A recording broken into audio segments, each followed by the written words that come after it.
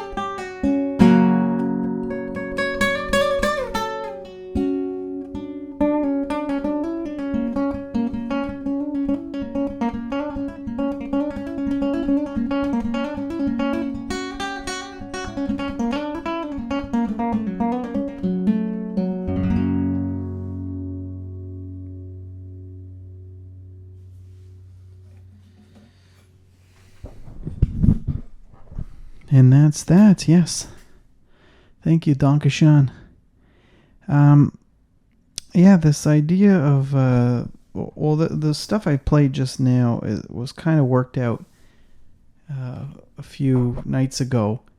I have a thing where I think the classical guitar, a new theory. A guy on YouTube was talking about how the classical guitar is the great couch guitar, and I put that idea to use this week because there was a few times I was too tired to play anything, and to plug in an electric guitar, just in a few extra steps that I didn't want to do. So I played the classical, and also because last week I played the fretless, which is also a classical guitar. So I guess I wanted to compare notes on just ease of playing, obviously, because I spoke about last week that's a very difficult instrument when you start. And so this classical guitar is the Almanza, and it's from Spain, apparently. Let's see. Made in Spain. So it's a place in Spain called Almanza, and I like the strings are actually need to be changed, because on a classical guitar, when the strings are old, the intonation actually goes out, which means the higher up you play, if you tune it, the higher up you play, it will be in the tuning changes. So I was playing that some of it this week, like kind of couch music, and I found that the theory really does check out, that you can use the classical guitar as a way to kind of work your way into a practice session, or any acoustic guitar really for that matter, but the classical works nicer because the strings are soft, everything's gentle, and it's also fairly low volume. My steel string guitar is probably double the volume. So the topic of my sermon this week is the idea of creative wealth, and I don't even know if I talked about it last week as well. But I guess because I had been reading a book about financial wealth, and it kind of links up, the theories link up, and so I've had this idea of creative wealth for a few weeks, or yeah, just long enough for me to be able to tell you about it, huh?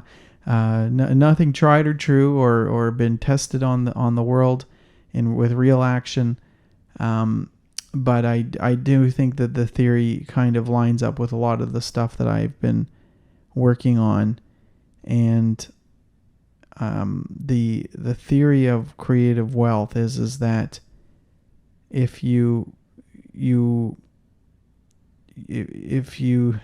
need sort of, I'll stop. I'll go dial back by making it easier by just saying financial wealth should usually be a concept where you have enough money, like enough. And I'm not saying you need enough to buy a fancy car or all these other things, accoutrements, I think one of the words is for that. That's certain people's idea of wealth, but wealth in general should be that you like have enough, your needs are covered. And so to take that over to creative wealth, the idea is that you have enough ability and enough ability to play what you want to play when you want to play it.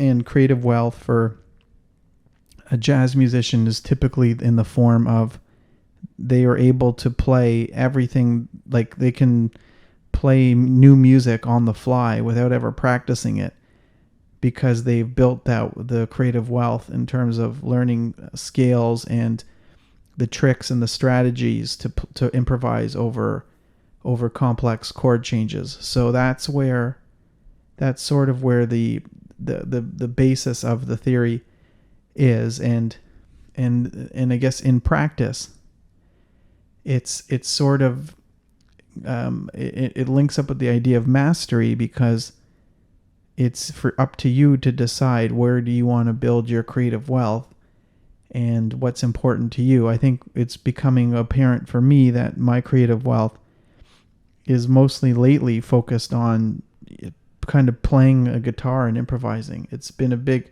huge shift. Now it's actually very hard for me to go over to the computer and record a normal piece of music. Like it's as if like what I had just played will have to get soon enough. It will happen that I will record that, and I will be releasing that to Spotify. And if not that, then if not that being redone in another session, it would be this exactly lifted from this podcast and put onto Spotify. That's because that's becoming my only means of recording lately, is sort of sitting in a chair with a guitar and playing. And then I had done some stuff for this podcast where I play guitar with the keyboard and we do some soundscapes. And so that's kind of where my creative wealth is leaning towards, and that's what I'm working my repertoire around, which is really just freedom on the instrument. And it's my own definition of wealth, which is that, for some people, creative wealth in music means that you are proficient in this or that way, or you make top 40 hits, or you are a session player. It's up to each person to decide what their creative wealth is. And so that's kind of the message, is that it's not really about Elliott's creative wealth. It's about you finding your own creative wealth in whatever venture and venue you work in. And if you do art or you do poetry, creative wealth obviously applies to you too, because that's why it's such a general term. And it's really being connected with what your spirit wants and what you want to play, and not connected to what your senses are bringing in, which are, things you read, things you see online, things people told you to do, the way your school told you how to play music, your first piano lessons, which might have been rote and repetitive sonatas, which they all served a purpose. It was all there all the education system and everything was there to help give us some kind of a direction. We had to have a system to do it. We have to have culture in order to kind of keep each other in check, and that's what those safety nets are for. But I kind of preach that we have to look beyond those boundaries that have been set up and work on them. And so, like the piece I was just playing, no one will ever tell me to play that. No, my teacher can help me pick up other songs that are similar, but no, it's not anyone's job to tell me to play that music. It's my own job and my own journey, really. Your job is your journey, or your journey is your job. That could be an interesting concept. And it's your journey to find what you want to play and to play. So that's the idea of creative wealth, and it does link into a larger concept about well-being. And I'm not really sure if this is I didn't get to look it up before the podcast, but it's possible, because an old friend of mine I saw had tweeted a few weeks ago that the origin of the word wealth might be something with well-being. And it might not be true, but I will say that there is also well-being wealth, So we said financial wealth, creative wealth, and well-being wealth is I think a lifelong pursuit, similar to all those two other pursuits. And well-being wealth is that, just like I said, if you financial wealth is that you have enough. Like if you want a certain thing, you really don't have to stress too much to have it or get it, because you have that much of a buffer. You have a lot of freedom as a result of that. In creative wealth, if you want to play it, you can play it. Like you've got that ability, you've got that wealth in you, that abundant source that you've been building over the time that you've been playing. And then well-being wealth is similar in the same way, in that to reach a state of equilibrium and wellness is not far away from you. And I would say that doesn't mean, I don't think I would qualify that statement with a bit of added dimension. I don't think that means if you want to be in equilibrium that you need to have a beer on a patio outside. That I've come to learn is a standard in society, and that's not well-being. It has its place and its time, and I obviously know alcohol is a huge component of the music world and concerts, but well-being wealth is that there is enough stability that is groomed over time and will not come overnight, but there is that stability in you that you can pull from, similar to your creative wealth has a reservoir of musical or artistic knowledge. You train yourself to have the knowledge to understand that how to navigate the ups and downs. And there's a newsletter called Recommendo, and my friend Claudia is one of the contributors, and I actually only know Claudia through the newsletter, but she's a wonderful person, and I mentioned her I think last week as well. But she put in her Recommendo last week a recommendation for an app called How We Feel, and I'm pretty sure that's the name, and it was actually made by people who make Pinterest, and they or some developers at Pinterest. I think it was a side project with some researchers, and it was originally a COVID-19 symptom tracking app. That was its original form, and now it's actually an app that you can check in and just say, how am I feeling at this moment? And if you try that app for a few days, you'll notice that, okay, in the morning, I'm calm. Everything's together. At lunchtime, you might be a wreck. Or at 6 o'clock, you might be uneasy.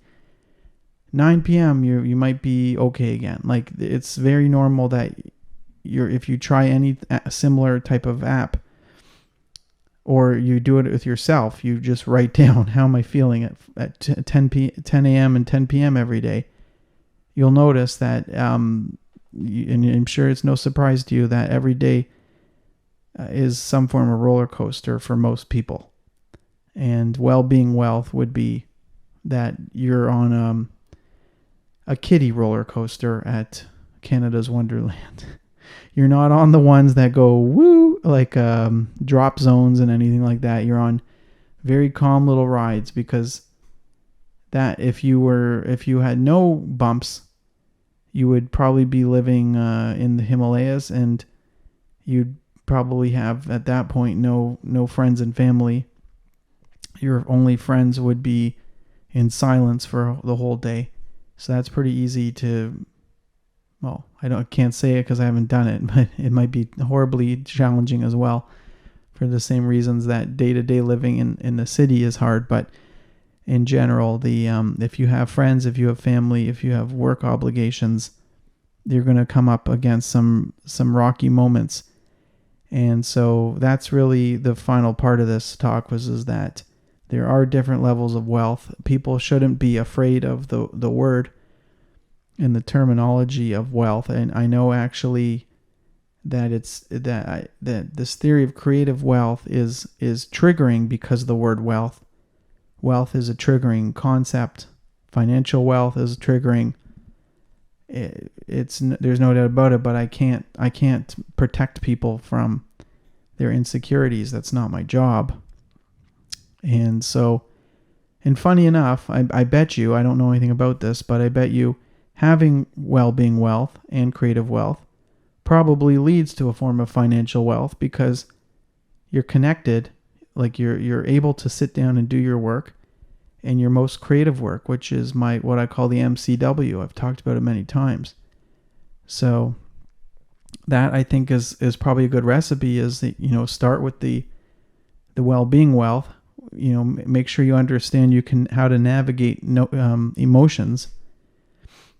Michael Singer talks about the heart being an instrument. Learning how to work with your heart is a form of learning how to play an instrument, because the heart is always doing its thing, and and the mind is always doing its thing, and you can't. You have to be careful not to get trapped in any direction.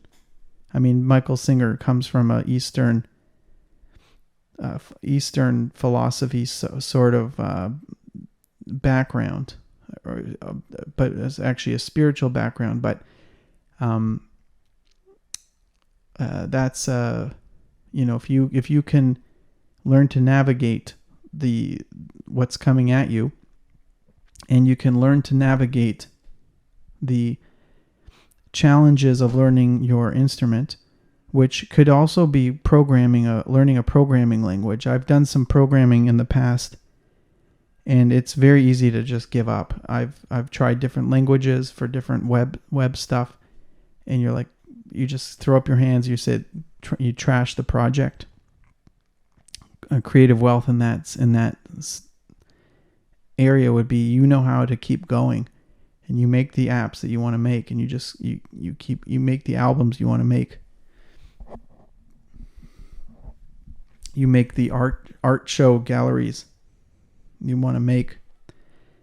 And then financial wealth, we'll just leave that for another time. So people are pretty stressed right now, and it's just the way things go in a market society. Recording this in 2022, and off the heels of a pandemic, we have things are already feels like double the price at the moment, and there's no reason to spend your day checking the news in the same way that you might have checked the news all day when the pandemic started. You don't need to keep your eyes glued to the stock market. It's a rocky ride, and unless you're a trader or you're heavily invested and you really want to see everything come back, there's no real reason to over intake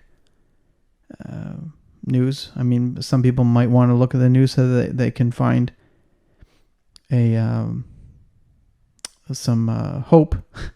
That's sometimes, I think, why we do look and read at the news, is we just want one or two good stories about the economy. But as I said, financial wealth is another situation that I can't really weigh in on. I don't know much about that world, except I do recommend to people not be afraid of reading books that discuss money. One of them I can recommend is called The Energy of Money by Maria Nemeth. And that was a good book about that can apply to a lot of things, because money in some I guess spiritual circles or life coaching type circles, there's a lot of books on how money is just a tool for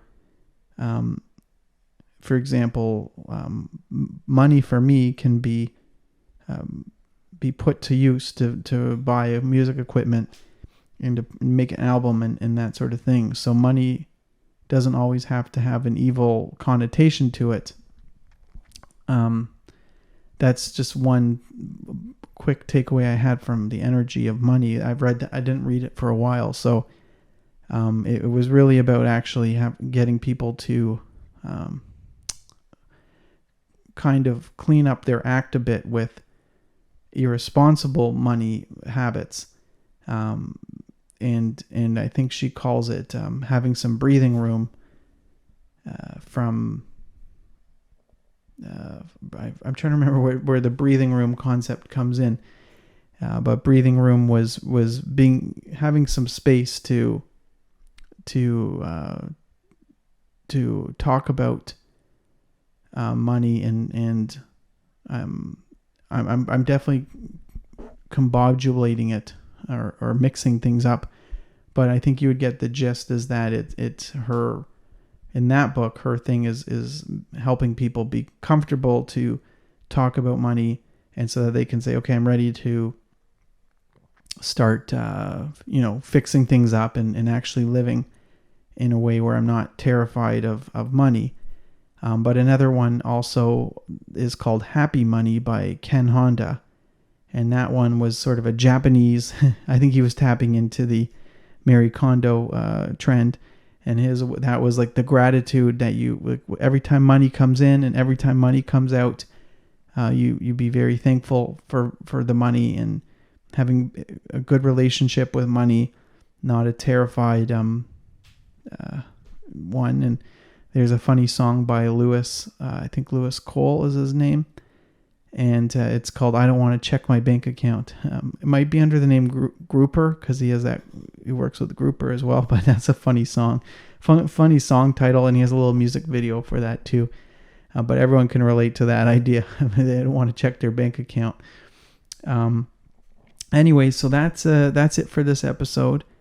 If everything works in the edit, there's a Teddy Cam. He's been very nice and calm this episode.